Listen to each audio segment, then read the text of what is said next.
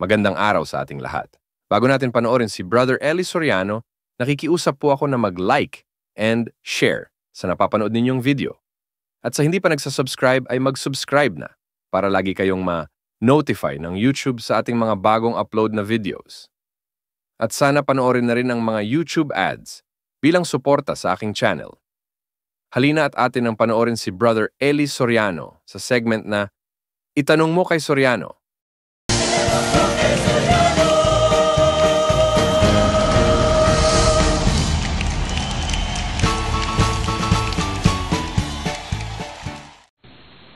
Maiksi lang ang tanong ko.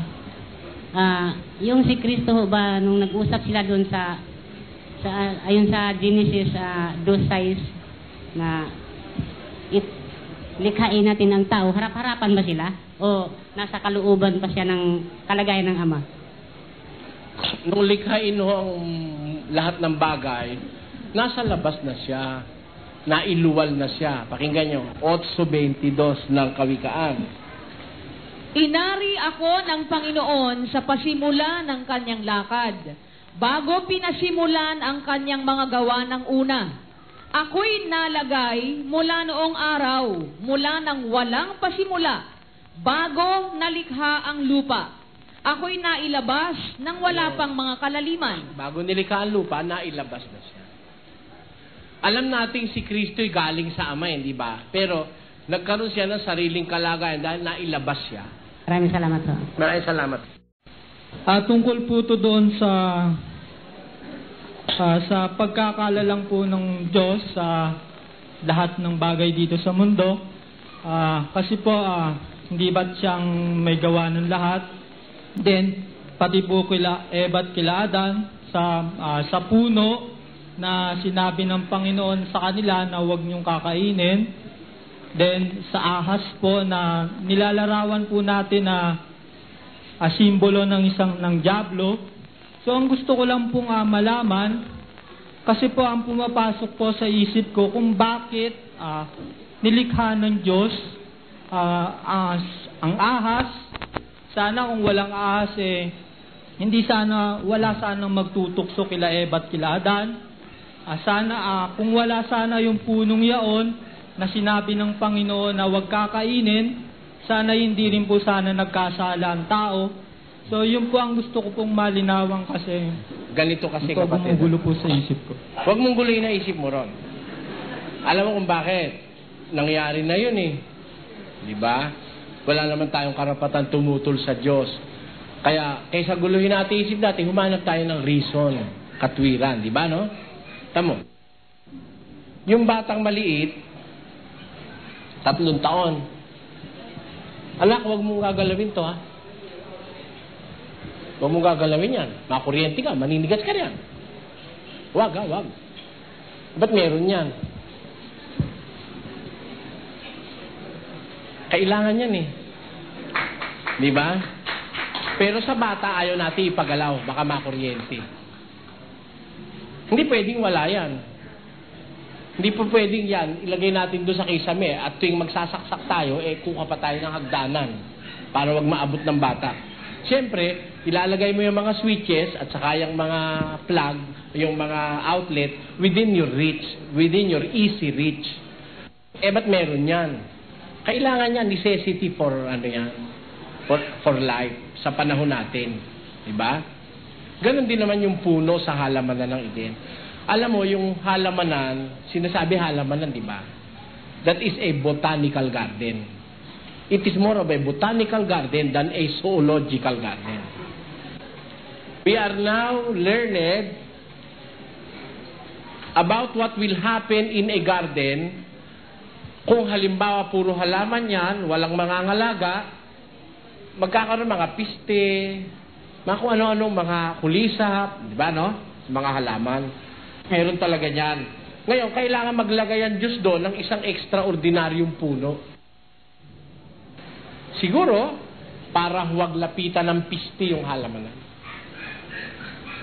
Pero it was not there meant to be part of their diet or food. Hindi. Parang ganito, natuklasan ngayon ng mga agriculturists Mama, yung palay, tatanim kang palay, inaatake yun ng tungro eh. Ang ginagamit ng mga agriculturists doon dati, mga pesticides. Masama pala yung chemical sa tao. Natuklasan nila, masama nagagawa ng chemical na lagi na lang binobombahan ng chemical yung mga halaman. Nakakita sila ngayon ng isang paraan, yung tinatawag ngayon ng agriculture na intercropping. Ang ibig sabihin ng intercropping, limbawa yung palay mo sinasalakay ng piste ng tungro, hahanap ka ng isang uri ng halaman na kontra sa tungro. Itatanim mo sa tabi ng palay at hindi aatakihin ng tungro yung palay. Ganon yung sa Eden. Ay, tatanong natin, ba't naglagay pa ang Diyos doon nung ayaw naman niya ipakain, nilagay niya pa ron. Marunong pa ba tayo sa Diyos? Siya nakakaalam nun. Diba? Para lang yung ngayon sinasabi ng mga doktor. Yun daw appendicitis. Yung appendix, wala nang kwenta yon. Kaya sila ngayon, pag inoperahan ka halimbawa, na cesarean ka, ginagawa ng iba mga doktor, pinuputol na yung appendix para wag na raw magka-appendicitis. Total, wala rin naman daw silbi yun. Nagtaka ako dun sa doktor na nakausap ko, ba't niya sinabing walang silbi yun? Naisip ko, ibig ko sabihin gumawa ang Diyos ng walang silbi? That's nonsense. Pwede ba naman Diyos ang gumawa ng silbi? Kayo, kamakailan, after 10 years, natuklasan na yung appendix ng ating bituka nakakatulong sa ating immune system. Tama mo? Nagpapalakas ng immune system. Di meron palang silbi yun. Sabi ng mga ibang doktor, wala raw. Ano ibig ko sabihin? Ba't pa gumawa ang Diyos ng lamok? Ba't pa siya gumawa ng langaw? Nakaka-istorbo yung lamok. Yung langaw, ganun din. Kung wala lahat yan, di tayo mabubuhay. Alisin mo isa riyan, masisira ang balance of nature. Di ba? Yung lamok, pagka yun ay kiti-kiti, pagkain ng palakayon. Di ba yung lamok nag-uumpisa sa kiti-kiti? Yung maliliit na uod. Palakayon. O kaya pagkain ng isda. Pag nakalagpas naman sila dun sa isda, lalaki yung isda, kakakain ng mga kiti-kiti. Makakain mo naman yung isda. Nakatulong yung lamok sa'yo. Nagkapagkain. Yung palaka, kinakain nila yung mga kiti-kiti, saka yung mga lamok. Nung lumaki yung palaka, kinain mo naman, nilagay mo sa sotanghon. Kailangan mo yung palaka. Kaya sabihin mo, paano yun naging lamok? Kaya naman naging lamok yung kawawa naman yung butike. Puro kiti-kiti, hindi naman dadive yung butiki sa tubig, malulunod siya. Kaya kailangan may lumaki para magkapakpak. Nung magkapakpak, lumipad. Andun yung butiki, nakaabang naman. Lumaki yung butiki, kinain ng pusa. Yun naman pusa, kakakain ng butiki, lumaki rin, ginawan siopaw. Kita mo, kinain mo. Ganun yun. Magkakadugtong lahat yun. Kalooban ng Diyos yun. Huwag na natin siyang questionin doon, alam niya yun. Huwag mo nang guluhin ang isip mo ron, kapatid. Kasi ang pinpoint, kasi hindi na sana nagkasala ang... Hindi naman ang Diyos may kasalanan sa pagkakasala ng mundo eh. Ang tao ginawa niyang may free choice, free will. Anghel ganun din, ginawa niya may free will. Kaya merong masama kapag lumabag ka sa batas. Wala namang masama pagka hindi ka lalabag sa batas eh. Kaya sumasama, lumalabag sa batas. Diba? Huwag na nating questionin, nandun na yun eh. Ang alamin na lang natin kung paano tayo mapapabuti. Diba? Kasi para bang kinu-question pa natin ng Diyos. Halimbawa, nanay mo. Nanay, bakit naman ikaw ang ilong ko'y ganito? Nakatingala. Anong magagawa ng nanay mo? Hindi naman siya may gawa. Diba? Pero naman ay tatad ng tigyawat. Bakit ba nanay ganito ang pagmumukha ko? Talagang ganun anak.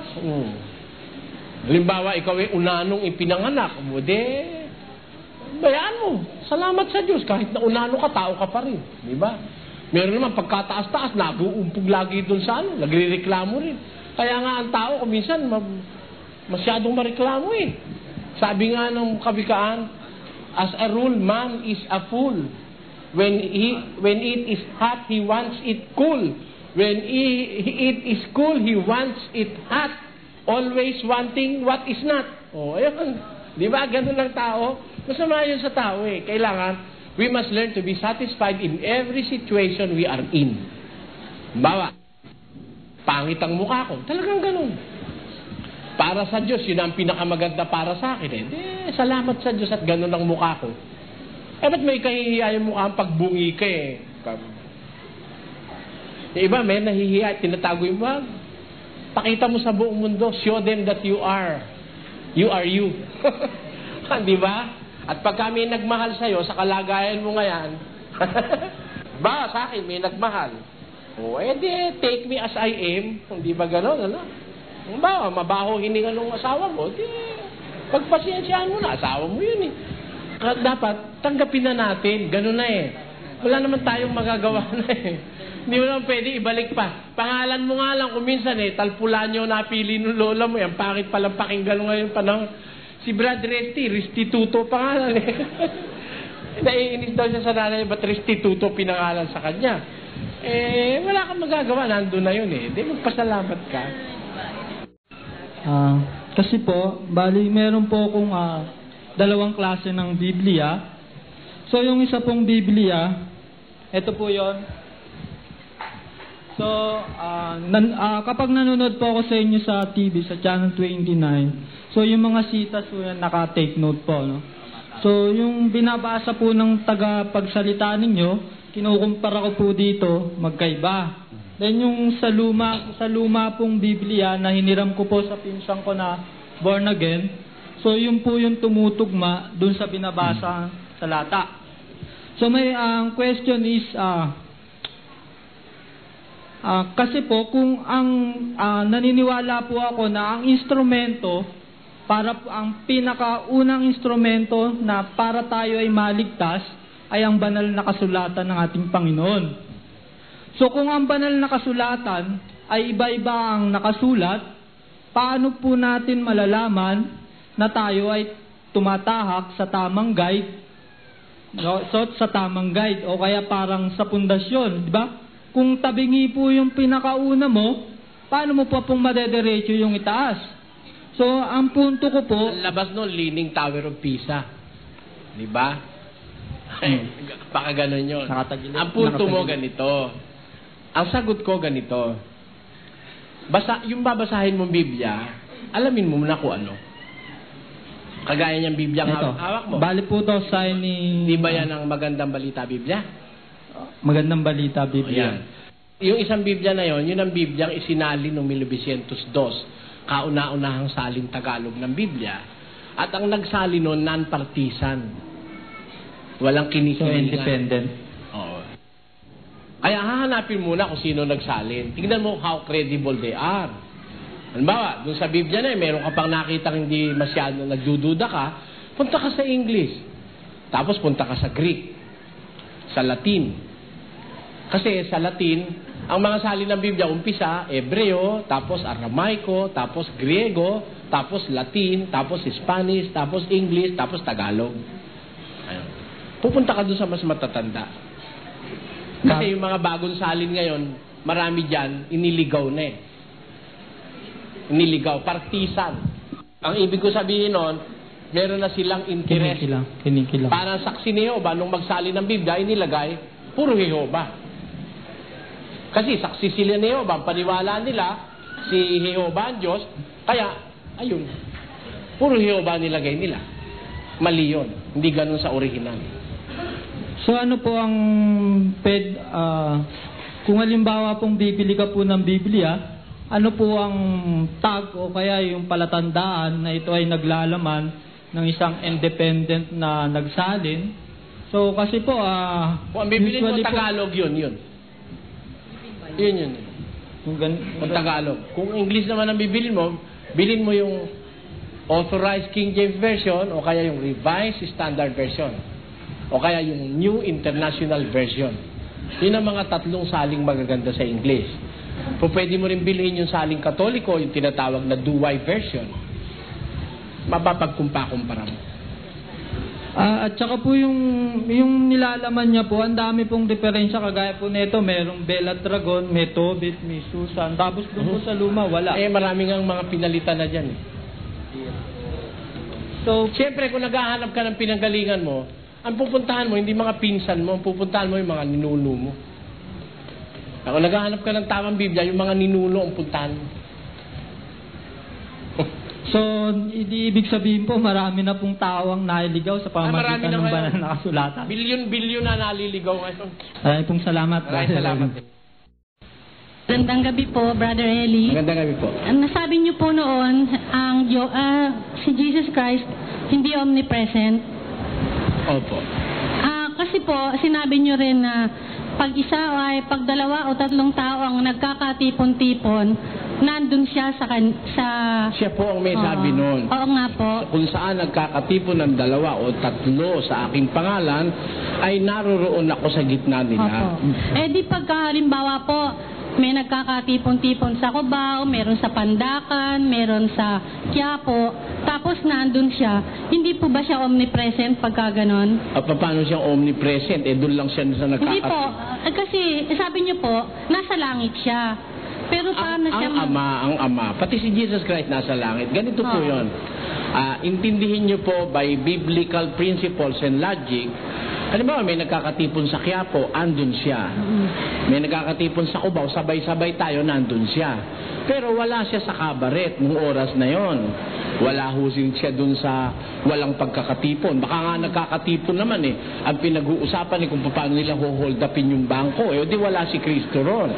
Proving that He is not omnipresent. Pero ang narinig ko lang sabi nyo kasi nasa langit siya. Tama po yun. Kaya paano po siya magiging nandun? Yung espiritu niya po ang ibig sabihin. I will be with you even up to the consummation of the world, sabi niya.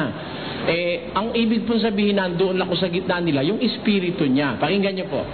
Sa 1 Pedro 1. Tungkol sa pagkaligtas na ito, ay nagsikap at nagsiyasat na maigi ang mga propeta na nangagsihula tungkol sa biyayang dadating sa inyo, na sinisiyasat ang kahulugan kung ano at kailang panahon itinuro ng Espiritu ni Kristo na sumasa kanila. Kita nyo, ang sumasa mga tao ng Diyos, yung Espiritu ni Kristo.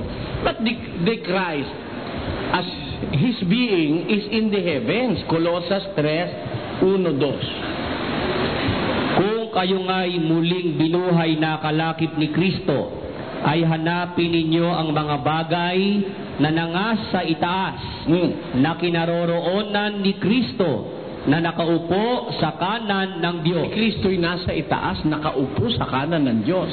The very being of Christ is there, but His Spirit can be anywhere. Anywhere He wants to. Kahit saan gusto ni Kristo, pwede niyang dalhin ang Espiritu niya ron.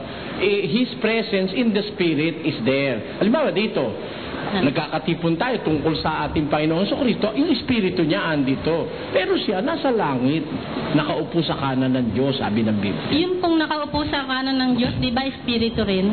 Opo. Yung Espiritu po kasi, may Espiritu pa yun Pakinggan nyo. Genesis 1:2.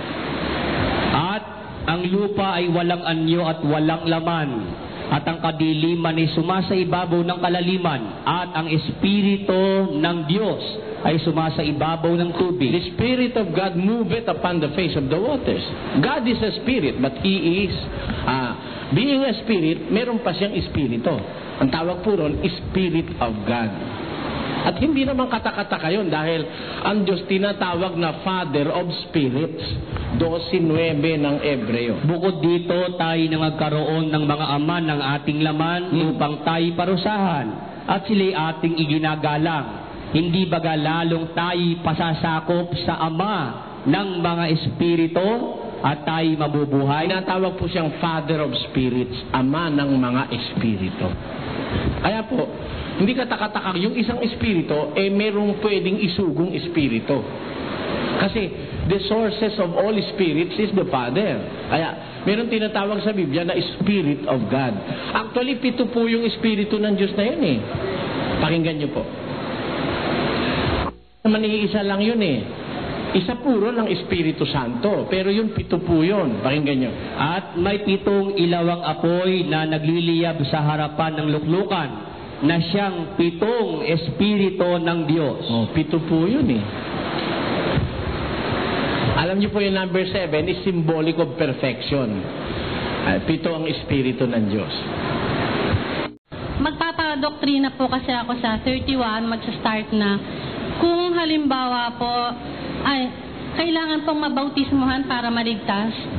Yun po, it is the start of regeneration. Yun ang umpisa. You will be baptized, symbolic of being buried, then after rising from the water, symbolic of being born again into a new life and regeneration. Titus 3:5. Hindi po pwedeng mawala yun. Pakinggan nyo.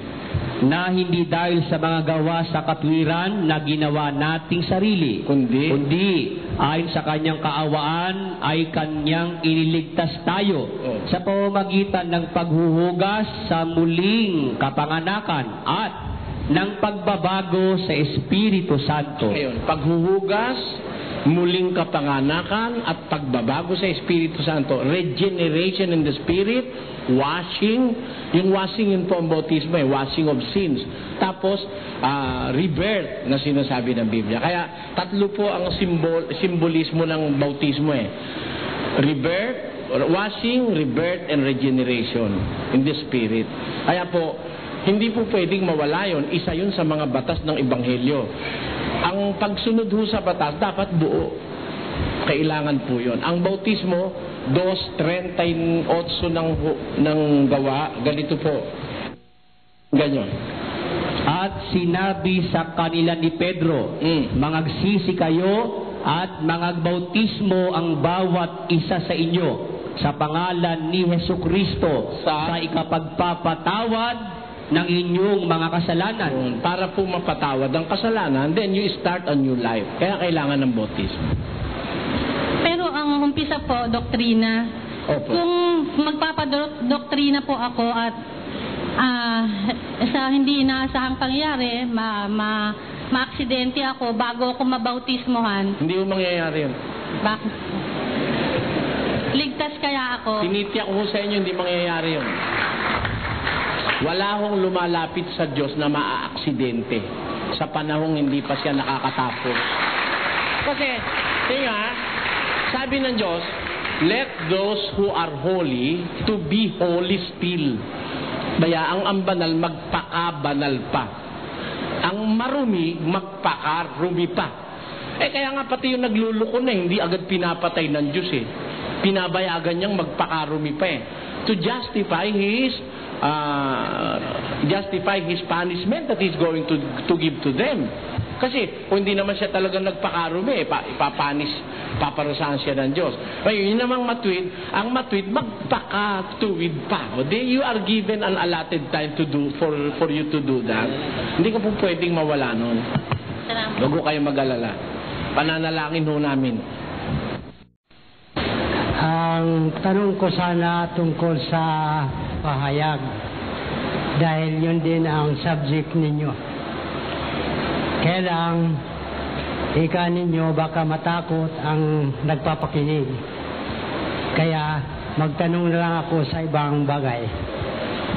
Hindi naman po nakakatakot yung revelation Kaya lang, ang advice ko po sa nagbabasa ng Biblia, magbasa muna siya ng mga lighter side of the Bible. Kagaya ng Proverbs, Kawikaan, Awit, yung mga Ebanghelyo, tapos yung mga Epistola.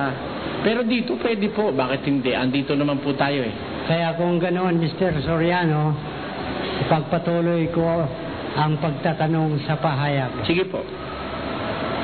Sa chapter 12 sa Revelation, merong binabanggit doon na dragon na may 7 ulo at saka 10 sungay. Ang tanong ko po, Mr. Soriano, kung mabigyan mo ng kahulugan itong dragon na may 7 sungay at saka 7 ulo at saka 10 sungay. Alam po nyo, yung dragon na tinutukoy sa Apokalipsis, simbolismo yun ni Satanas eh. Nandun po doon sa 12:7. Pakinggan nyo po. Sabi nyo, chapter 12, ano? Doon sa 7 nakasulat. At nagkaroon ng pagbabaka sa langit. Si Miguel at ang kanyang mga anghel ay nakipagbaka sa dragon. At ang dragon at ang kanyang mga anghel ay nakipagbaka. At hindi sila nanganalo, ni nasumpungan pa man ang kanilang dako sa langit. At inihagis ang malaking dragon, ang matandang ahas, ang tinatawag na Diablo at Satanas, ang dumadaya sa buong sanglibutan. Yun pong dragon at tinatawag na Diablo at Satanas. Yun po ang demonyo. Pwede ba, Mr. Soriano, na bigyan mo ng kahulugan sa symbolikal na paraan?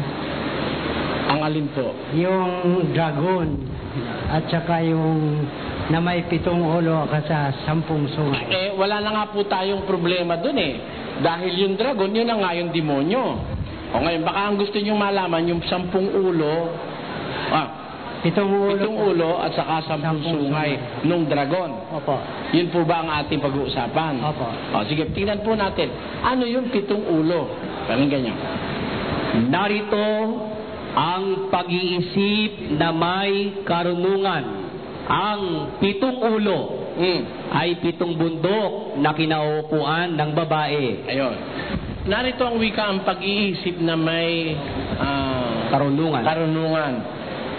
Kasi yung pong ulo, di ba? Yung ulo, simbolismo ng kaisipan yan eh. Ang simbolismo po ng ulo, kaisipan. Kaya, yun ay kang 7 bundok. Yung 7 ulo, siyang 7 bundok na kinauupuan ng babae. Ayun. Yun pong 7 bundok na yon ay doon nakasalala yung kapangyarihan ng babae. Pag-ibig po kasi sabihin nung nakaupo, nakasalalay doon yung kanyang kapangyarihan. Para tayo makaintindi nito, sino naman kaya yung babae? Pakinggan nyo kung sino yung babae. At ang babae na iyong nakita ay ang dakilang bayan na naghahari sa mga hari sa lupa. Ayan. Ang babaeng nakita mo, yun ikang the great city. O ang dakilang bayan na naghahari sa mga hari sa lupa. Isang syudad ito na makapangyarihan.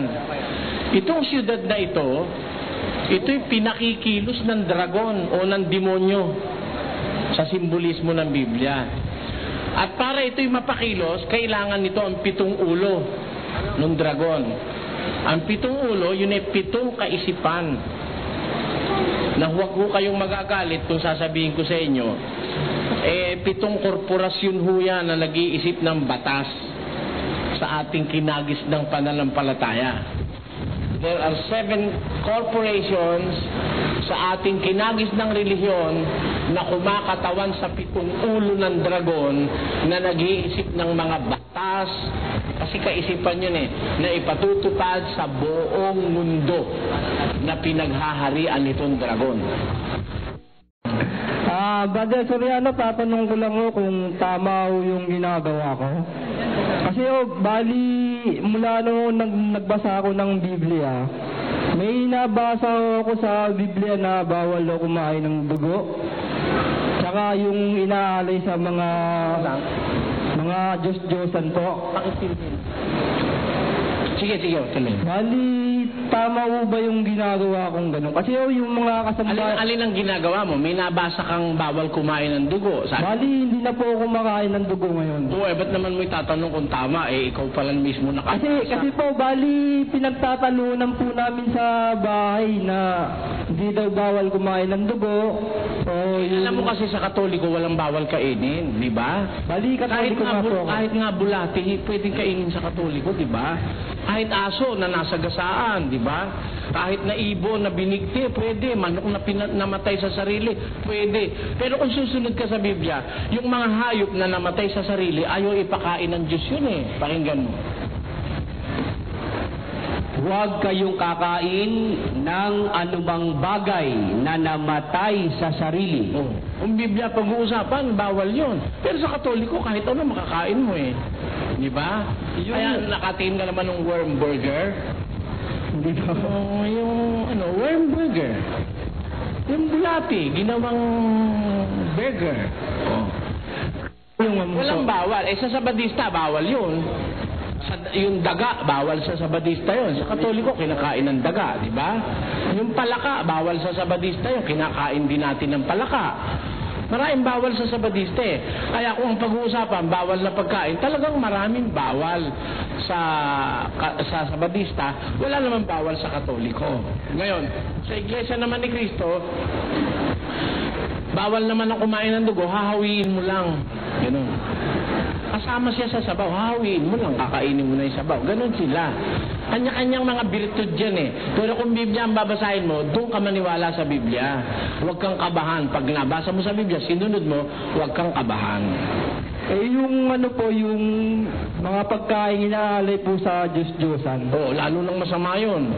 Bakit po kaya ipinagbawal yun? Hain sa Diyos-Diyosan yun eh. Pakinggan mo kung bakit pinagbawal sa Diyos. Subalit sinasabi ko na ang mga bagay na inihahain ng mga hentil ay kanilang inihahain sa mga demonyo at hindi sa Diyos. At di ko ibig na kayo mga karoon ng pakikipagkaisa sa mga demonyo. Yun. Sa demonyo pala naaala yun, hindi sa Diyos eh. Kaya ba't kaya kakain nun? Kasi po sa... Kaya halimbawa, meron kang kilalang Chinese. Opo. Yung mga pagkain nila, hinahandog nila kay Buddha. Diyos-Diyosan si Buddha, huwag kang kakain nun. Kasukulam-sukulam sa Diyos yun. Meron nga ako suki sa Divisoria, binibilang ko ng sotanghon. Naghihintay ako dun sa kanilang taga-buhat. Marami kong biniling mga sotanghon eh. Siguro 3 bundle. Hindi ko kaya. Hahatid ka, kaya lang naghatid pa. Sabi niya, hintay ka muna dyan, upo ka dyan. Nung matagal-tagal na, kumuha siya ng orange doon sa altar ni Buddha, binibigay sa akin. Sabi ko, ayoko, hindi ako kumakain yan. Hindi ka kumakain orange. Kumakain ka ako, pero hindi yung galing doon. Kasi pagka inialay na sa mga Diyos-Diyusan, nakakadungis ng puso ng basa. O Gayunmay, wala sa lahat ng mga tao ang kaalamang iyan. Kundi ang ilan na hanggang ngayon ay nangamimihasa sa Diyos-Diyosan ay kumakain na parang isang bagay na inihain sa Diyos-Diyosan. At ang kanilang budhi, palibhasa ay mahina, ay nangahahawa. Ayun, ang budhi mo, pag mahina, nahahawa ka dun sa impluensya ng Diyos-Diyusan. Alam mo ba ang impluensya ng Diyos-Diyusan sa tao? Hindi nga po. Meron ka bang ideya kung ano nagagawa ng Diyos-Diyusan sa tao? Wala po. Pakinggan mo, babasahin natin. 1:21 ng Roma. Sapagkat kahit kilala nila ang Diyos, siya'y hindi niluwalhati nilang tulad sa Diyos ni pinasalamatan, kundi bagkus ni walang kabuluhan sa kanilang mga pagmamatwid, at ang mangmang nilang puso ay pinapagdilim. Sapagkat pinalitan nila ang katotohanan ng Diyos ng kasinungalingan, at sila'y nagsisamba at nangaglingkod sa nilalang kaysa lumalang. Dahil dito ay ibinigay sila ng Diyos sa mga mahahalay na pita. At palibhasay, hindi nila minagaling na kilalanin ng Diyos, ibinigay sila ng Diyos sa isang mahalay na pag-iisip. Kita mo yung mga taong kumikilala at sumasamba sa mga Diyos-Diyusan, ibinigay ang wika sila ng Diyos sa mahalay na pita. At sa mahalay na pag-iisip. Sa 24. Dahil dito sa karumihan ng mga pita ng kanilang mga puso, ay ibinigay sila ng Diyos sa kahalayan upang alisan nila ng puri ang kanilang mga katawan sa kanilang sarili. Dahil dito'y ibinigay sila ng Diyos sa mga mahalay na pita, sapagkat pinalitan ng kanilang mga babae ang katutubong kagamitan niyong nalalaban sa katutubo, at gayon din naman ang mga lalaki na nang iwan na ang katutubong kagamitan sa mga babae ay nangagningas sa kanilang karumihan ng pita ang isa't isa na gumagawa ng kahalayan ang mga lalaki sa mga kapwa lalaki at tumatanggap sa kanilang sarili ng kagantihan ng kanilang pagkakamali. Nakita mo, ang impluensya ng Diyos-Diyusan pati sa sexes. Ano? Dahil sa pagsamba ng tao sa Diyos-Diyusan, na yung mga lalaki pinalitan nila yung katutubo. Yung mga babae, pinalitan nila rin yung katutubo. Ang babae, gumagawa ng kahalayan sa kapwa babae. Yung lalaki, ganun din naman sa kapwa lalaki. Kaya masama ang impluensya ng Diyos-Diyusan. Alam mo ba kung bakit ngayon laganap na laganap yung kinakasal lalaki sa lalaki at babae sa babae? Dahil sa impluensya ng Diyos-Diyusan yan. Yun ang nababasa sa Salamat po. Good evening, Brother Magandang gabi po. Brother Eddie Soriano.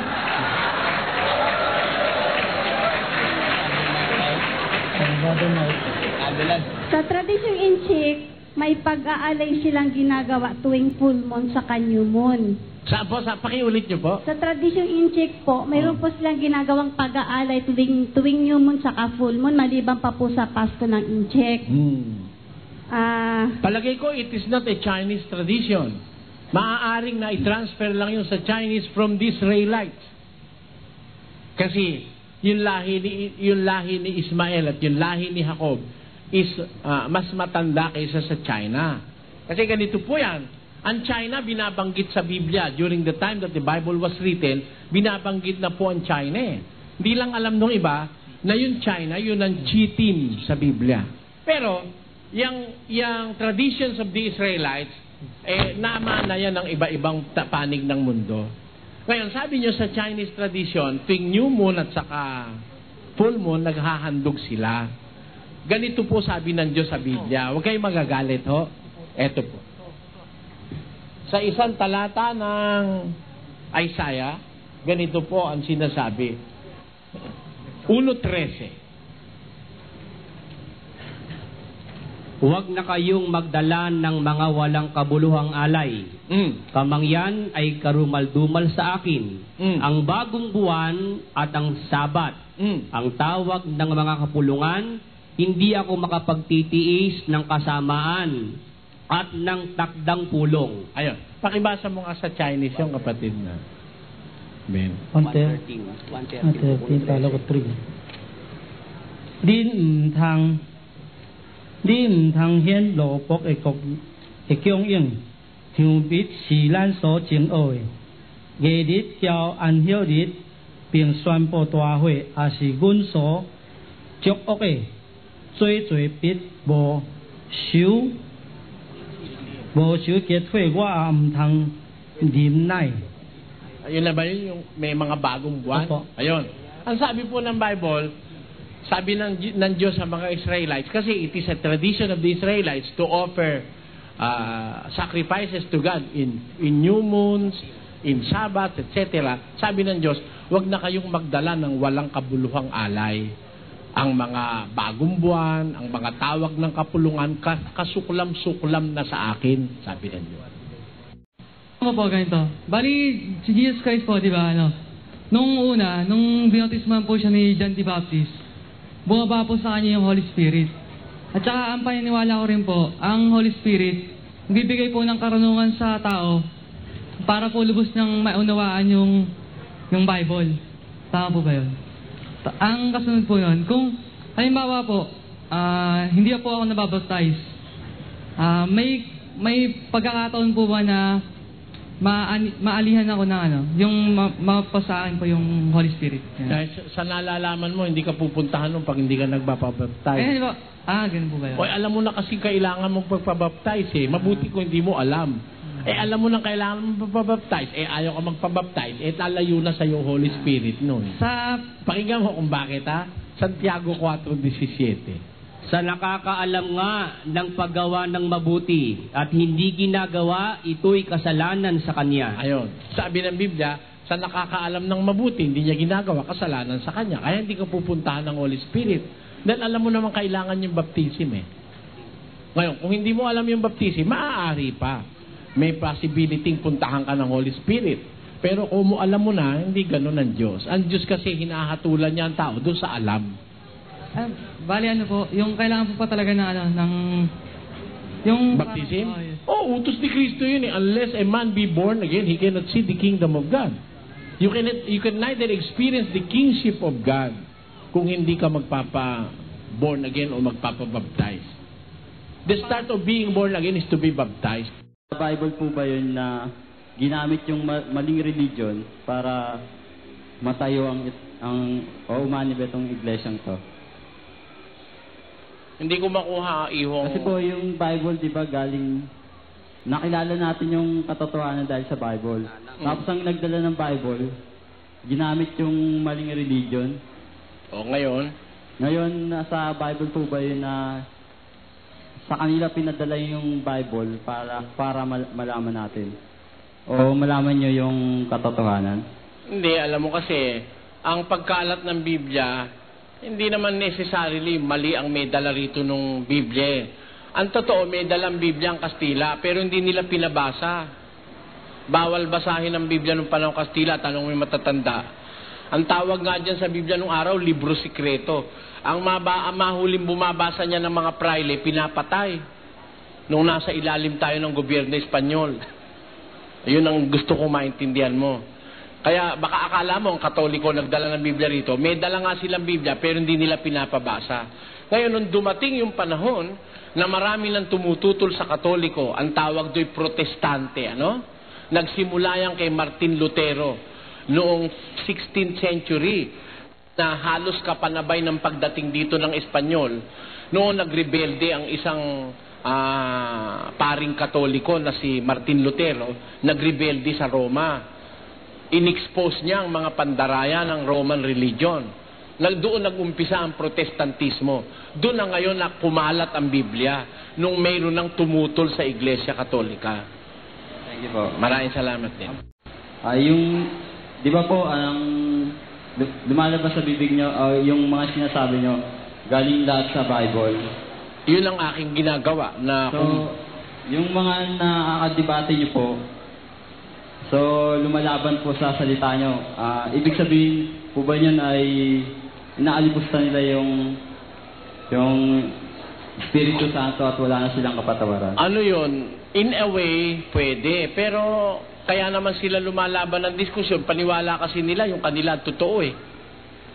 Siyempre, ang bawat isa nagtatanggol ng kanyang gusto, akala niya yun ang totoo. So lumalaban po yan sa, inaalipusta po yung... Lumalaban sila, pero sa paniwala nila hindi. Paniwala nila, pinagtatanggol nila yung totoo eh.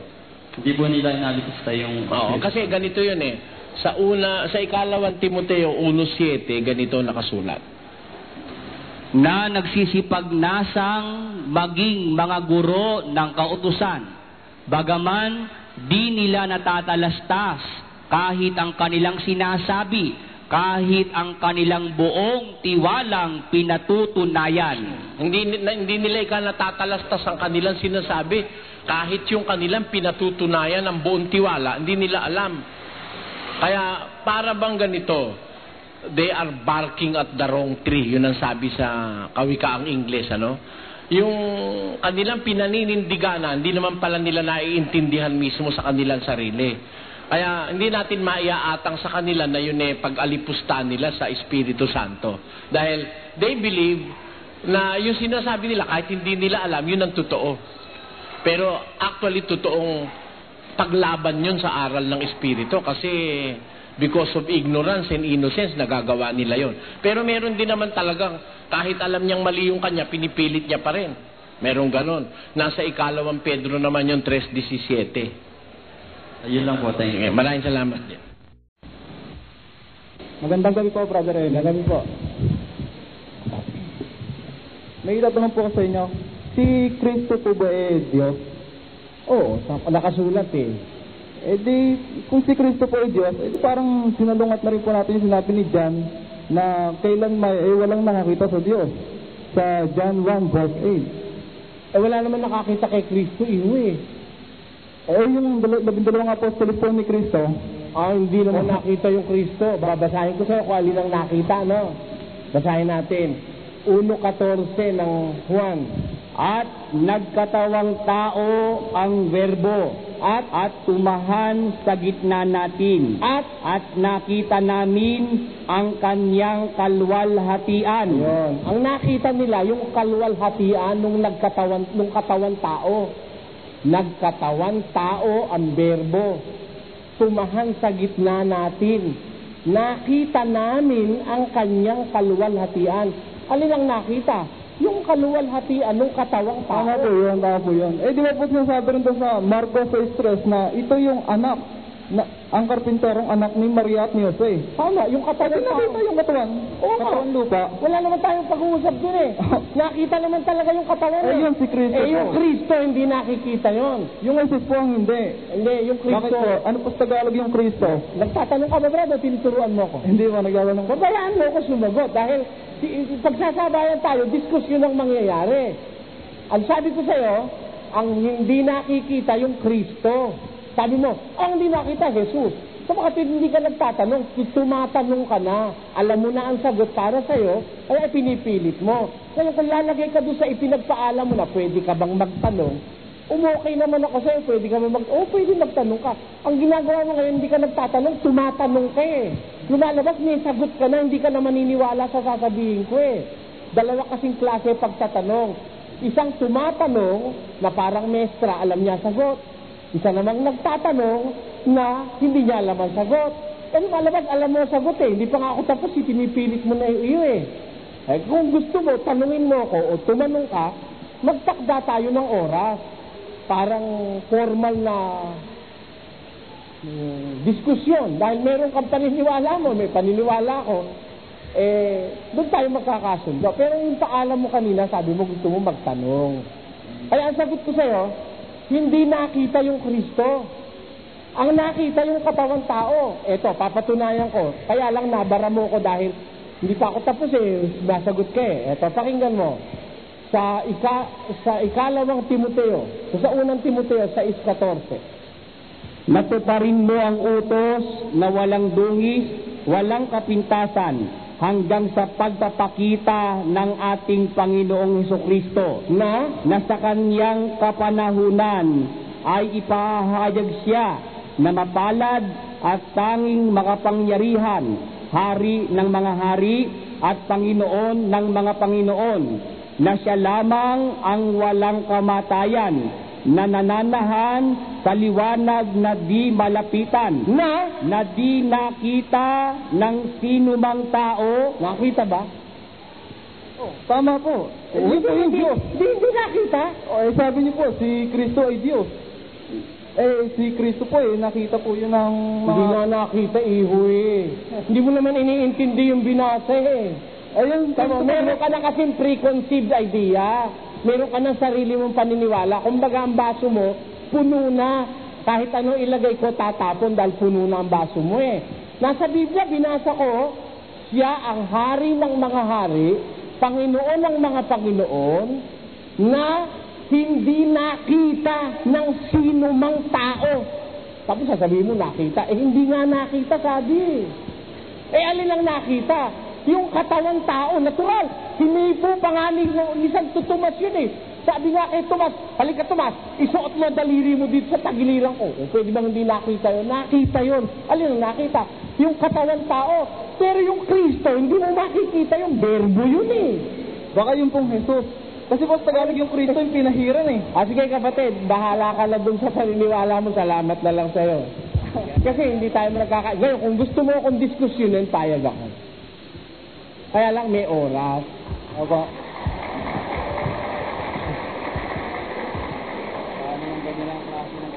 Ayun na lang po, sa ibang araw na lang po tayo. Maraming salamat sa iyo, kapatid. Una sa lahat, binabati ko po kayo ng magandang gabi po. Magandang gabi po sa inyo. Nais ko pong itanong dahil napakaganda po ng inyong paliwanag. Ayon sa inyong napaliwanag ho, na talagang kung ano yung nasa Biblia ay kinakailangan natin na tupdin o kaya kung ano yung kalooban ng Diyos ay dapat nating sundin. Ngayon ang tanong ko po, tungkol po dito sa nakasulat sa Jeremiah 6 na may talatang 16 na ito po ang dating daan. Kung ano po ba yung dating kinaugalian ng dating daan, kinakailangan ba nating sundin o hindi sa kapanahunan natin ngayon? Alam mo, yung Book of Jeremiah is a prophetic book. Isang aklat ng hula. Kaya, pag sinabi sa hula na dati, you're going back to the former, di ba? Former meaning, hindi yung dispensation na yon, babalik ka. Kung mo yan ay hula, matutupad yan sa ating panahon, ang dating tinutukoy, yung babalikan natin, yung nakaraan. Yun ang panahon ni Kristo. Ano? Actually, yung daan na tinutukoy doon, na kung saan ka makakasumpong ng kapahingahan ng kaluluwa, actually, papunta yun kay Kristo Kasi sabi ni Kristo, hali kayo at kayo makakasumpong sa akin ng kapahingahan ng kaluluwa. Diba? Yun ang sabi niya sa Matthew chapter 11 verses 28 to 30. Sabi niya, my burden is light, my yoke is so soft. Come unto me, those who are heavily laden, and I will give you rest. Sabi niya. Tapos, you will find rest for your souls. Yun din ang makikita mo dun sa dating daan na sinasabi sa Jeremiah. Ibig sabihin, all those roads leads to Jesus Christ. Si Jesus Christ ang Camino Real. 12:31. Tatapwat maningas ninyong nasain ang lalong dakilang mga kaloob, at itinuturo ko sa inyo ang isang daang kagaling-galingan. I'm showing you a more excellent way, sabi niya. Isang daang lalong kagaling-galingan. Maraming salamat po. Tinatanong ko lang po, kasi isa rin po akong nagtutuklas din po ng banal na kasulatan dahil nais po natin ang kaligtasan. Ano po? Nakita ko kasi nung unang kapanahunan, lalo na sa lahi ng Israel, na yung tinutukoy na dating daan sa Jeremiah, yung po sila ay may mga katangian na iba sa kapanahunan ngayon. Unang-una, sila po ay may tinatangi na may malinis at hindi malinis. Yung po ay matatagpuan natin sa Levitico 11 na may talatang 1 hanggang 4. Oho. Ngayon, kung ang dating daan ang hahanapin natin, kinakailangan susundin natin po. Ano po? Pangalawa po. Hindi ganun, iho. Baka maligaw tayo, ano? Dating daan yung sinasabi mong Levitico, ano? Yun Book of Laws sa panahon ni Moises. Yung dispensation ni Moises, dun yun. Ngayon, pagkatapos ni Moises, lumitaw yung mga hukom, ano? Tapos lumitaw mga hari. Tapos lumitaw mga propeta. Pagkatapos ng dispensation ng mga propeta, saka lang dumating ang panahon ni Juan Bautista at ng mga Kristiyano. Ano? Sa panahon ng mga propeta, isa ron si Jeremiah, one of the major prophets. Itong Jeremias na ito, ang humula, na prophetic ang dating niya, hula yung prophetic yon, meaning yung kanyang hula is meant for the future, hindi pabalik. Pag babalik ka sa Israel, lalabas hindi tama sa direksyon ng hula. Pag ang babalikan mo yung mga dispensation ng mga nasa Levitical priesthood, pabalikan nun. Samantalang ang nakasulat doon sa Jeremias, paabante dahil hula yun. Magkakaroon niya ng katuparan sa mga huling araw, sinasabi ni Jeremias sa 30:24. Ang mabangis na galit ng Panginoon ay hindi darating hanggang sa maisagawa, at hanggang sa kanyang maisagawa ang haka ng kanyang puso sa mga huling araw ay iyong mauunawa. The prophecy of Jeremiah was meant for the last days. Tandaan mo yun. Hindi babalik doon. Maliwanag po na yung dating daan ng kapanahunan ng Israel ay hindi na po ginaganap sa kapanahunan natin ngayon. Ibig sabihin, may bago ng daan. Hindi ganon. Ay, hindi rin po. Kaya dating daan ang sabi ron, kasi sa panahon natin, ano? Kasi hindi na ang hula, sundin. intindihin mo lang, kapatid, ano? Ang hula, yung magaganap yung si kay Jeremias sa panahon ng mga huling araw, sa panahon natin yon. Ngayon, ito na nga tayo sa panahon natin. Ang sabi sa atin ng Diyos, yung dating daan ang ating hanapin. Di ba, balik tayo ng pabalik? Ano? Saan manggagaling ang pagbalik? Manggagaling sa panahon natin, pabalik. At ang panahon na babalikan natin, yung immediate na panahong before us, and that is the time of the apostles and Jesus Christ. After all, we are at the Christian dispensation. Pag bumalik ka sa Israel, mali ka na ron. Maraming salamat po. Na yun. Maraming salamat. Yung tungkol po dun sa nakasulat po sa libro ng Apokalipsis. Doon po sa Alin-aliniha yun sa Apocalypse? Sa Apocalypse po, doon po sa Revelation. Ano ron? Sinasabi po doon kasi na darating po daw yung panahon na hindi ko na po alam yung exact word, pero hindi, basta sabihin mo lang ko idea. Sinasabi po doon na magkakaroon po daw, mapopoot po daw yung mga tao sa isa't isa, tapos mapapariwara po daw, o kaya masasabi po natin na iiwas po sa mga gawi na kung saan matuwid. Ngayon po, kung ito po bang inihula pong ito ay para po sa lahat, o inihula po ba para sa lahat ng tao na gawi na magiging gawain nila pagdating ng hinaharap? At kung ito nga po inihula para sa lahat ng tao na magiging gawin nila, ano ba po yung paghahanda natin ito para sa kinabukasan? Parang sinasabi po, parang useless na po yung sinasabi nilang ang kabataan ng pag-asa ng bayan, kung sa hinaharap naman sinasabi na mapapariwala o iwas. To cut it short, yung sinabi na yun ang kabataan pag-asa ng bayan, yun ay totoo some 100 years ago during the time of Rizal. Yes. Pero ngayon, ang ating panahon natin, malala na ang impluensya ng kasamaan lalo na sa kabataan. 75% ng nakakulong sa Muntinlupa, kabataan.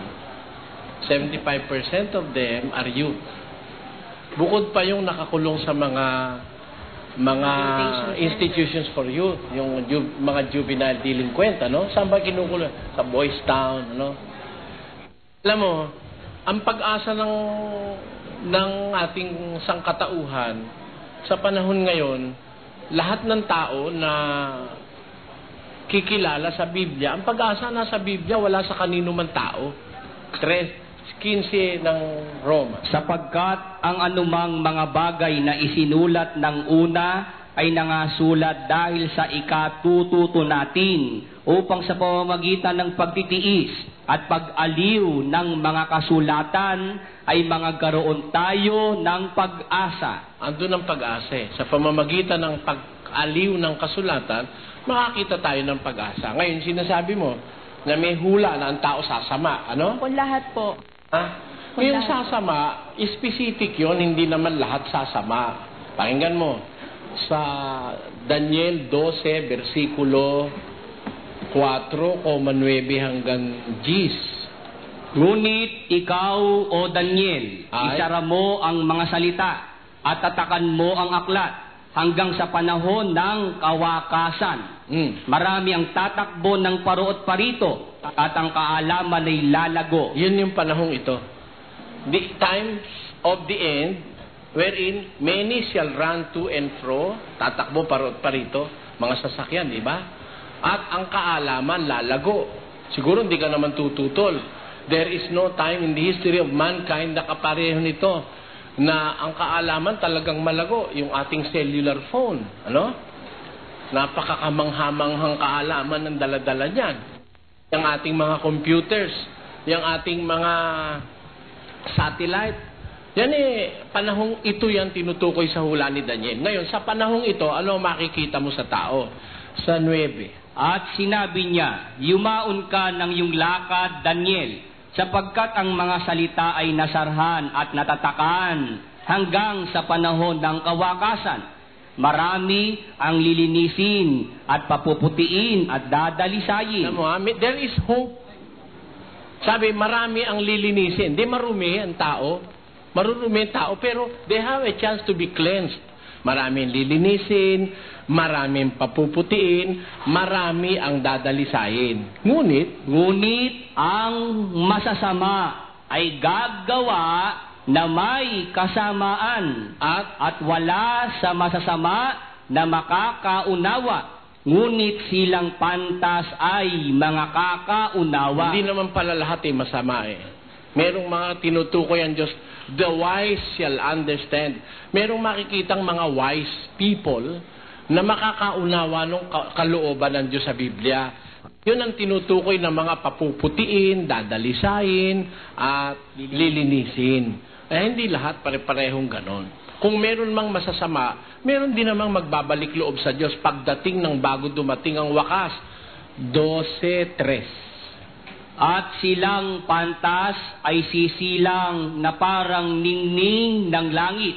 At silang magbabalik ng marami sa katwiran. Kita mo, ibabalik nila yung marami sa katwiran. Meron ding maliligtas doon sa panahon ng the end, times of the end, sinasabi. Maraming salamat po. Salamat din. Magandang gabi po, Brother Eli. Magandang gabi po. Ngayon kasi ako, nagkorsilyo ako.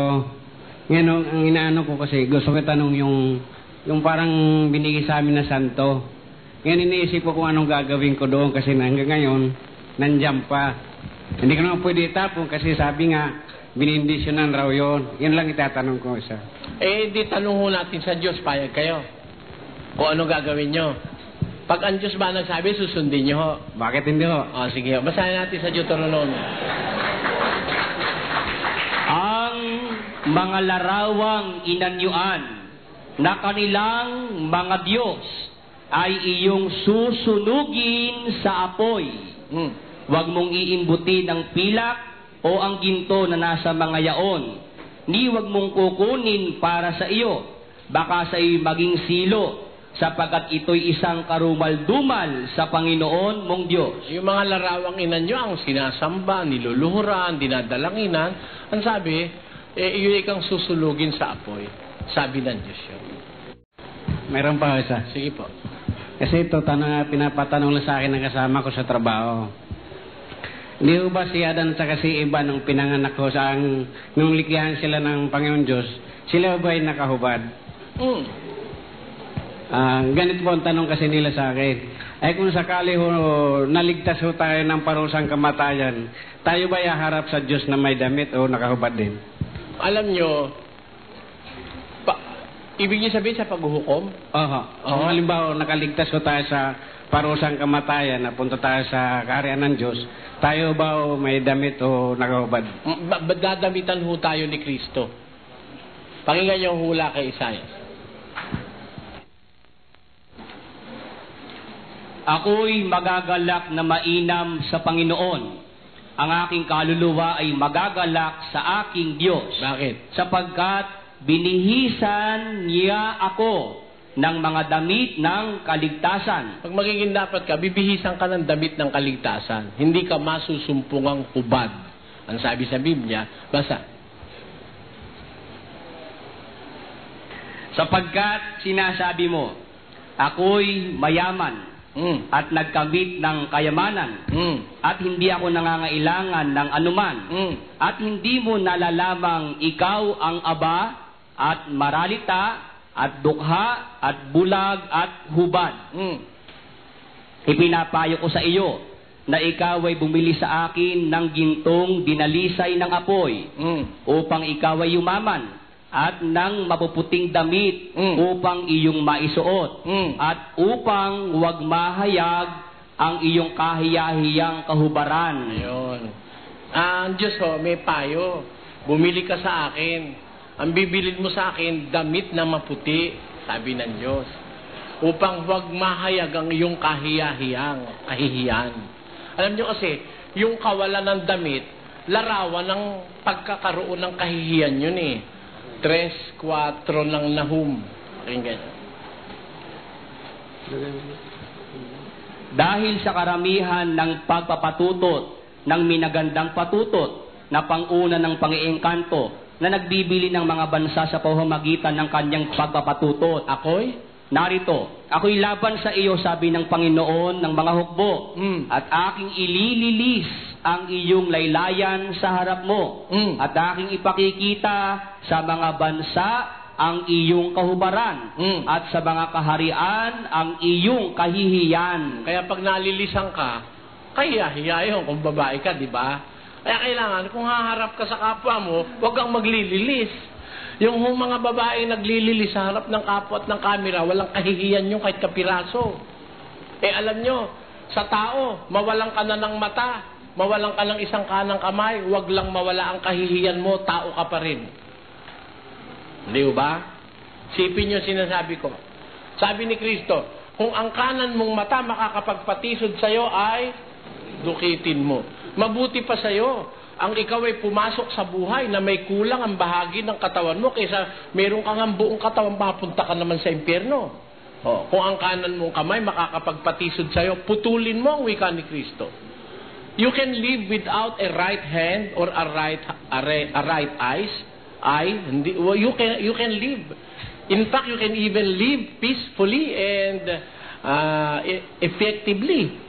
Kahit wala kang kamay at kahit wala kang paa. Pero pagka nawala sa iyo kahihiyan, pinakamasama ang mawala sa tao yung kahihiyan.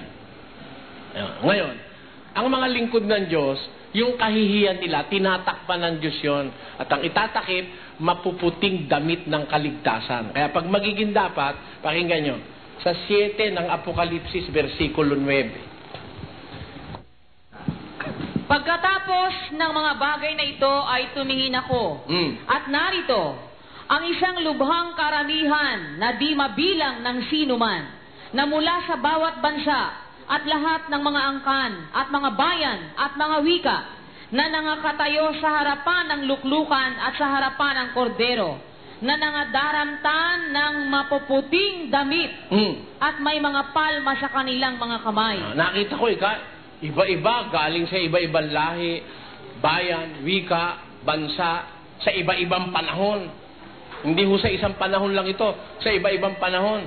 Nakita niya nagkakatipon sa harap ng luklukan, nararamtan ng mapuputing damit. Bakit may maputing damit? Anong dahil? Sino-sino ang mga ito? At saan-saan? At sumagot ang isa sa matanda na nagsasabi sa akin, ang mga ito na nangadaramtan ng mapuputing damit ay sino-sino at saan nagsipanggaling. At sinabi ko sa kanya, Panginoon ko, ikaw ang nakakaalam. At sinabi niya sa akin, ang mga ito ang nanggaling sa malaking kapighatian at nangaghugas ng kanilang mga damit at pinaputi sa dugo ng kordero. Yung pala nagpaputi ng damit nila, yung dugo ng kordero. Yan lang ho, brother. Meron sila talagang damit. Yan lang ho, salamat ho. Maraming salamat po. Naniniwala ba kayo, Brother Eli, na si Jesus Christ siya si Lord God Elohim? Naniniwala po kami na si Kristo ay Diyos, pero hindi po siya ang Ama. Ano ang pagkaintindi mo sa Juan 10:30 at saka Juan 14:10? Ganito po yan.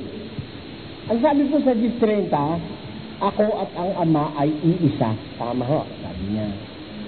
At ang sabi naman niya doon sa 14:10, ang nakakita sa akin, nakakita sa Ama. Hindi ka ba ikaw sumasampalataya na ang Ama'y nasa akin at ako'y nasa Ama? Naniniwala din mo kayo, Brother Lee, na siya ang Alpha Omega? Opo. Thank you. Yun lang. Ngayon, ang paliwanag puro namin ng ganito. Sabi po ng Biblia, ako at ang Ama ay iisa. Kaya yung salitang ako at ang Ama ay iisa, napagkamalian po ng marami yun. Dahil ganito, sa ganitong punto. Pinalilitaw nila nung sabihin ni Kristo, ako at ang Ama ay iisa, siya rin yung Ama. Ayan. Hindi mo pwede yun. Bakit? Pakinggan nyo, may babasahin akong talata sa 8:16 ng Juan. Oo, at kung ako'y humahatol, ang hatol ko'y totoo. Bakit? Sapagkat hindi ako nag-iisa, kundi ako at ang Ama na nagsugo sa akin. Ang sabi ni Jesus, kung humahatol ako, ang hatol ko totoo. Sapagkat hindi ako nag-iisa, kundi ako at ang Ama na nagsugo sa akin. O dito ho, lalabas, magkaiba sila, no? Ano ibig sabihin ngayon ni Kristo? Ako at ang Ama ay iisa. Sabi ho nung nagtanong natin kapatid, ano raw ang pagkaintindi namin doon? Hindi ho mahalaga yung pagkaintindi namin. Ang mahalaga, yung pagkaintinding nasa Biblia. Ano ho? Pakinggan nyo, basahin ho natin yung nasa Biblia. Sa Gis 30, babalikan po natin. Ako at ang Ama ay iisa. Tuloy. Nagsidampot uli ng mga bato ang mga Hudyo upang siya'y batuhin. Sinagot sila ni Jesus, maraming mabubuting gawa na mula sa Ama ang ipinakita ko sa inyo. Alin sa mga gawang yaon ang ibinabato ninyo sa akin? Ano sagot ng mga Hudyo? Sinagot siya ng mga Hudyo, hindi dahil sa mabuting gawa ay binabato ka namin, kundi sa pamumusong at sapagkat ikaw, bagaman ikaw ay tao, ay nagpapakunwari kang Diyos. Ang pagkaintindi po ng mga Hudyo, nung sabihin ni Kristo na ako at ang Ama ay iisa, dumampot sila ng bato, babatuhin si Kristo. Ang sagot ni Kristo, marami naman akong ginawang mabubuting gawa sa inyo. Alin sa mga gawang yun ang ibinabato nyo sa akin? Sumagot yung mga Hudyo, hindi ka namin binabato dahil sa mabubuting gawa. Kaya ka namin binabato, namumusong ka. Kasi bagaman ikaw ay tao, nagpapakunwari kang Diyos. Naintindihan ng mga Hudyo ang ibig sabihin ni Kristo na yung sabihin niyang ako at ang Ama'y iisa, ang ibig niya sabihin, yung Ama'y Diyos, Diyos ang ating Panginoon Kristo. Yun po ibig sabihin niya. Kaya binato siya ng mga Hudyo, nagpapakunwari kay kang Diyos. Pero hindi ang ibig sabihin, ako at ang Ama'y iisa, siya rin yung Ama. Imposibleng si Kristo rin ang Ama. Dahil ang sabi ni Kristo, ang aking Ama'y lalong dakila kaysa akin. At ang sabi pa rin ni Kristo, hindi ka ako nagsasalita ng mula sa aking sarili, kundi yung Ama na sa akin ay nagsugo, yun ang nagbibigay sa akin ng utos kung ano ang sasabihin ko, kung ano aking sasalitain. Kung siya rin yung Ama, ba't naman niya i-deny pa na hindi sa kanya galing yung kanya sinasabi? Kaya maraming instances po sa Biblia na nagpapatunay na si Kristo ay hindi siya yung Ama mismo. Anak siya nung Ama. Yung Ama, Diyos na buhay. Si Kristo, anak ng Diyos na buhay. Yun po ang nakasulat sa Biblia. Siyempre, iba yung Ama kaysa sa anak. Yan po ang nakasulat sa Biblia.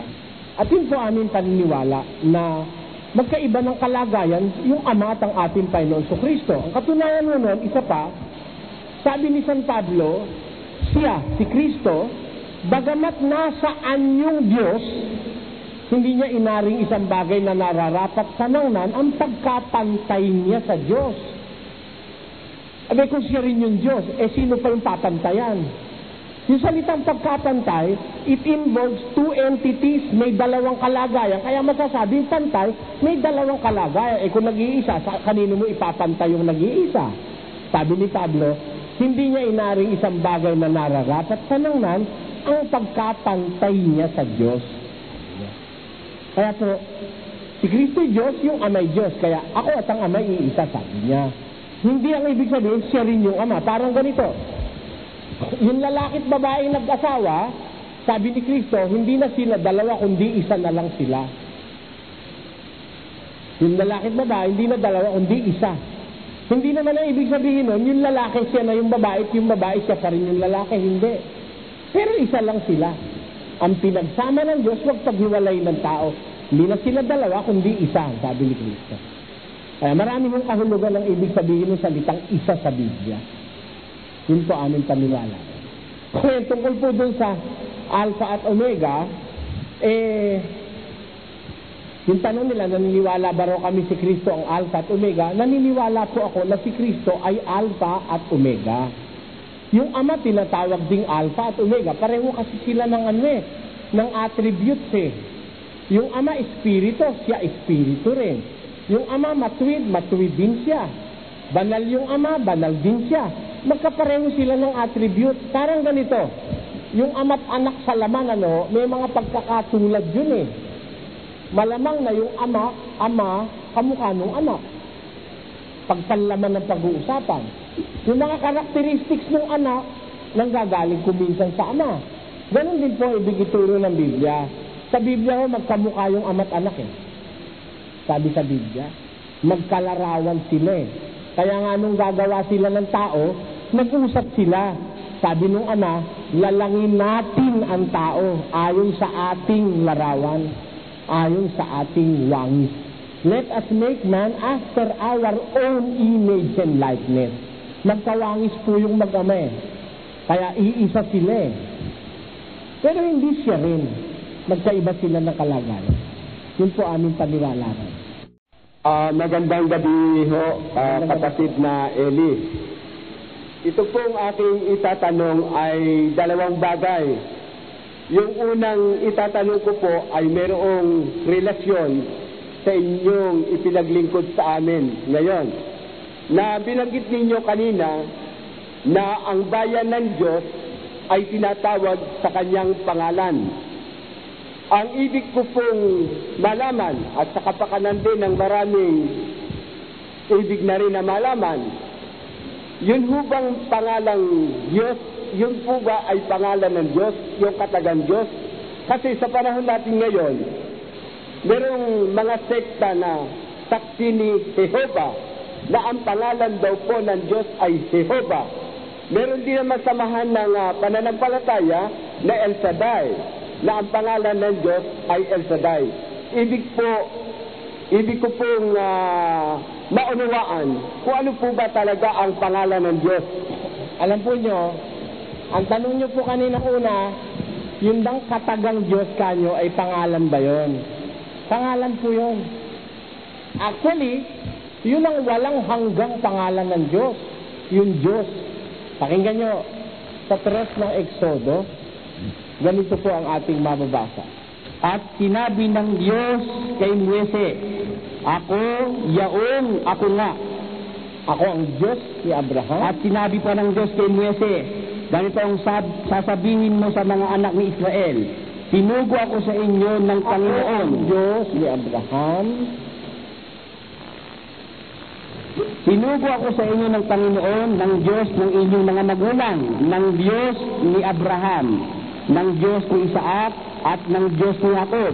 Ito ang aking pangalan magpakailanman. Sasabihin mo ika sa kanila, sabi ng Diyos kay Moises, tinugo ako sa inyo ng Diyos ng inyong mga magulang, ng Diyos ni Abraham, ng Diyos ni Isaac, ng Diyos ni Jacob.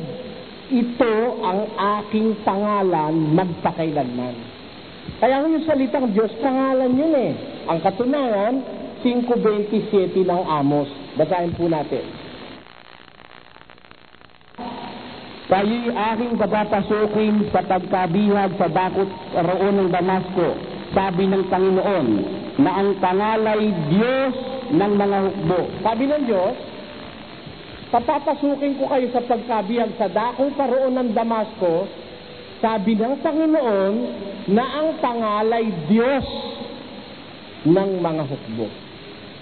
Kaya yung salitang Diyos, pangalan yun eh. Marami pong salamat. Ay yung binanggit ninyo kanina na tungkol sa amang Diablo. Yun pong amang Diablo na tinutukoy, yan po ang siyang hanggang sa panahon natin ngayon ay nananalasa at mismong yung mga anak ng Diyos ay tinutokso ng Diablo para ito mahiwalay. Ang katanungan ko po ay ganito. Alam ng Diyos na ang Diablo ay makapagdadaya at marami itong magiging biktima. Bakit hindi pa noon pa sa unang panahon ay sinugpo na ang Diablong ito para wala na siyang maging biktima upang ang tao ay huwag mahulog sa pagkakasala? Ganito po yan. Payag mo ba kayong ang lumalang dun sa naging Diablo ang Diyos din?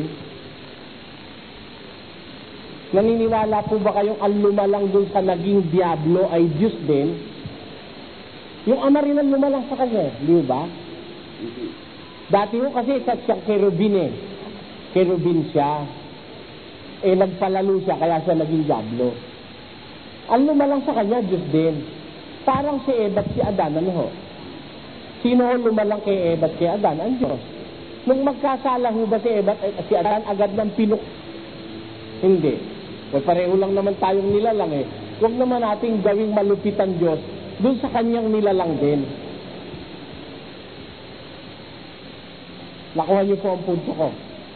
Siyempre, ang Diyos ay pag-ibig. Laganap ang pag-ibig niya sa lahat ng kanyang nilalang. Kayo man ang Diyos, siguro inihintay nyo ang diablo magbalik loob. Hinihintay nyo na ang diablo magpakabuti uli. Ayaw na niya. Kaya pagdating ni Kristo, hinatulan na ang diablo. Ngayon, ang Diyos naman hindi naman kagaya natin tao pag nagalit, agad na galit na agad.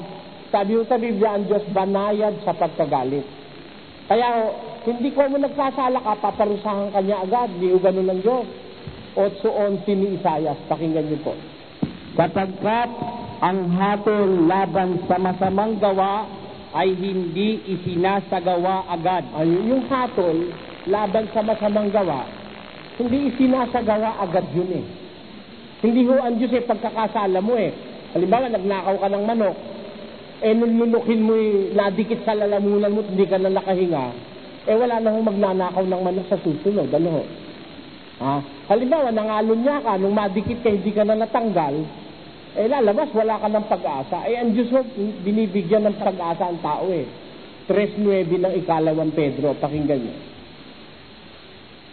Hindi mapagpaliban ng Panginoon tungkol sa kanyang pangako, na gaya ng pagpapalibang ipinalalagay ng iba, kundi mapagpahinuhod sa inyo na hindi niya ibig na ang sino man ay mapahamak, kundi ang lahat ay magsipagsisi. Gusto mo niyan, Diyos, makapagsisi. Hindi siya nagpapaliban ng pangako, kagaya nung palagay nung iba, na para bang nagpapaliban siya. Ba't hindi pa niya agad parusahan? Ba't hindi niya pa agad katayin? Hindi ho siya ganon. At hindi ho natin siya mapipilit na magkaganon dahil iba ho siya sa atin. Yun lang po ang aking katanungan. Maraming salamat din po sa inyo. Itatanong nga ako ang Padre. Sige po. Paano po ba mamahalin ng tao ang kanyang mga kaaway? Sinabi naman ng Diyos kung paano natin pwedeng mahalin ng kaaway eh. Basahin natin sa Roma. Kaya't kung ang iyong kaaway ay magutom, pakanin mo. Kung siya'y mauhaw, ay painumin mo. Yun ang pagmamahal sa tao. Pag nagutom siya, kakanin mo. Pag nauhaw siya, painumin mo. Meron, papakainin yung kaaway niya, lalagyan ng lason. Ano? Kaya may kasunod na salita yun. Sa Kawikaan, ganito nakasulat. Kung ang iyong kaaway ay magutom, bigyan mo siya ng pagkain na makakain. At kung siya'y mauhaw, bigyan mo siya ng tubig na maiinom. Kung magutom ang kaaway mo, bigyan mo siya ng pagkain makakain. Baka papakainin mo nga, pangit yun. Ang gusto ng Diyos, kung papakainin mo siya, yung pagkain makakain mo rin. At kung siya'y mauhaw, bigyan mo siya ng inuming maiinom mo rin. Yun ang pagmamahal sa kaaway. At unang-una sa lahat, ang sabi ni Kristo, idalangin ninyo ang sa inyo'y nagsisiusig. Nasa 5 yun ni Mateo. Ipanalangin mo. Yun ang pagmamahal sa kaaway. Tungkol sa sinabi ni Yesu Cristo na sino mang nagsisikap na ingatan ng kanyang buhay ay mawawalan nito.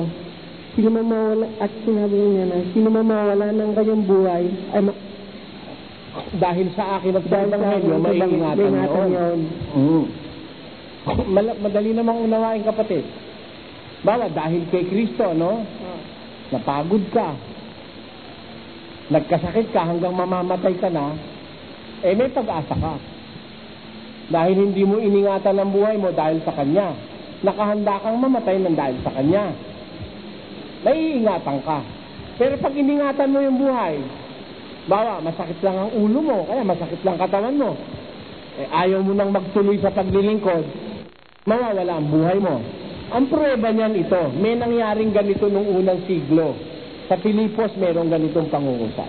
Ngunit inakala kong kailangang suguin sa inyo si Epafrodito.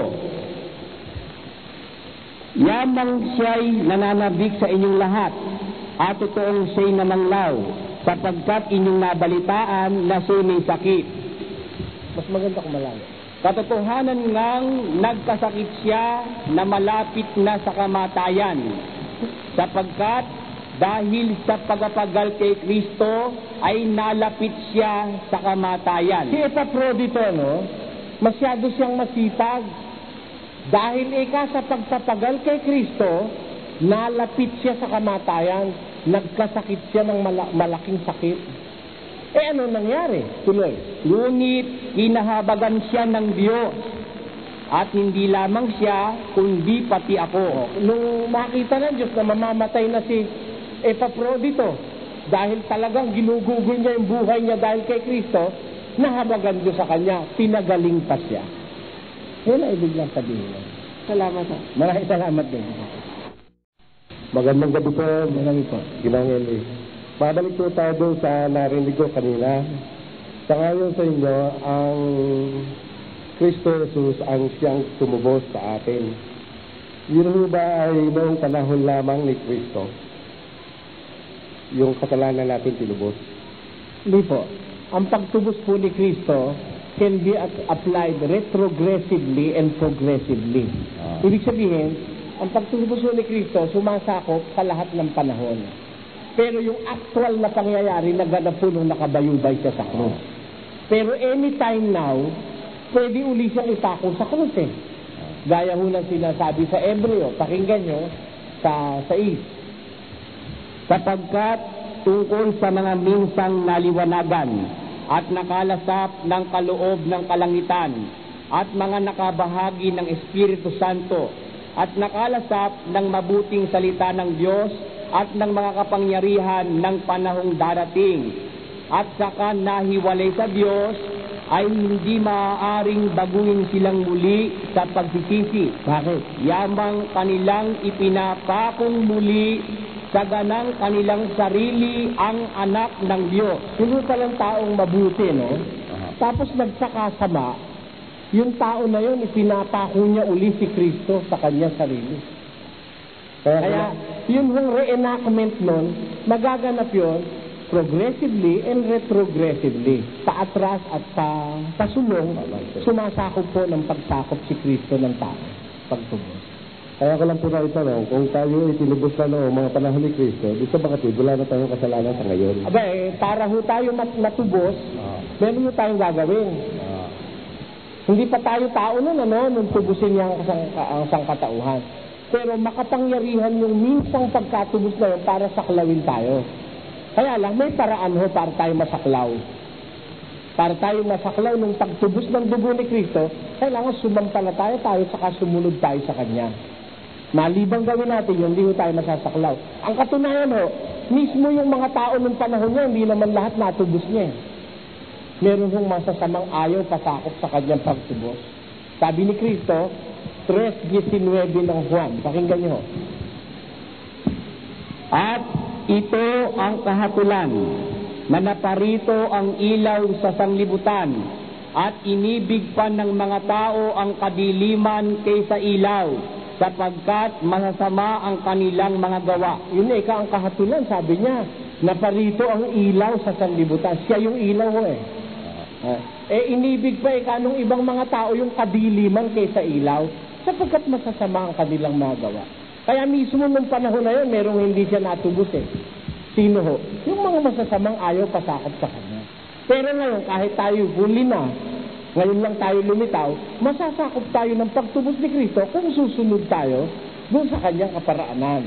Kaya sabi ni Kristo minsan, sa isang talata ng Biblia, may nahuhuli na mauuna at may nauuna na mahuhuli. Kasi posible po sa Kanya yun. Maraming salamat po. Maraming salamat din po. Kuya Soriano, magtatanong lang po ako. Sige, Sino si kamatayan? Ba't po kumukuha po siya ng tao? Ba't pinapatay niya ho? Kung ang Biblia ang pag-uusapan natin, yung kasing tinatawag nilang si kamatayan, lumalabas para bang personification yun Pero alam mo, hindi naman totoo na si kamatayan ay isang entity. Tinatawag lang si kamatayan. Pero, merong termino sa Biblia, ang kamatayan. Hindi si kamatayan, kundi ang kamatayan. Ano ba yung kamatayan? Dalawang klase ang kamatayan sa Biblia. Isang kamatayang mabuti at isang kamatayang masama. Ano sabi sa awit, pakinggan mo kapatid. Mahalaga sa paningin ng Panginoon ang kamatayan ng kanyang mga banal.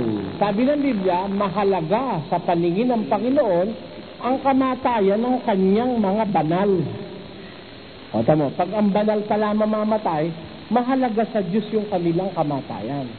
Di ba? Kahit walang makaalala dun sa tao na yon, mahalaga sa Diyos yun.